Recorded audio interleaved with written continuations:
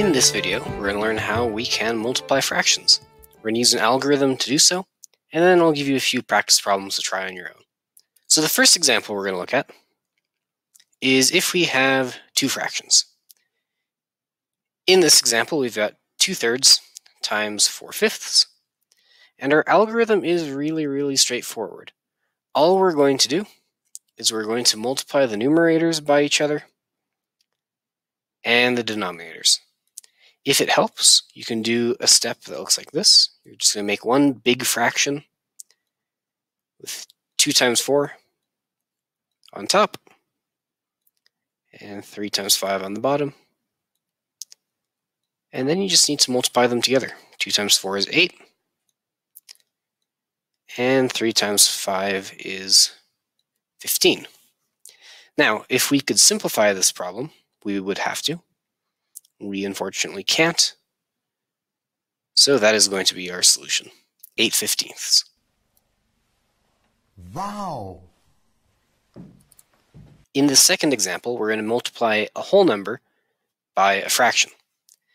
Now to do this, it's really not that different. The only thing we need to do is we need to take our whole number and make it into a fraction. There are a number of different ways that we could take 5, for example, and make it a fraction. We could make it 5/1. We could make it 10/2. We could make it 20/4. There's no real limit to what we can do, but it's going to be much easier if we just go with the first example. We just make it 5/1. That'll keep things nice and simple for us. And then we just do the same thing that we did last time. We multiply our top numbers together, so we'll have 15. And we multiply our bottom numbers, our denominators. So we've got 1 times 2, which is just 2. Now this is an improper fraction. You could make it into a mixed number if you wanted to. We're not going to focus on that for this video, though. If you absolutely, desperately needed to, you could say this is 7.5. So things to remember: you multiply the numerators and the denominators, and then simplify your fraction if you need to.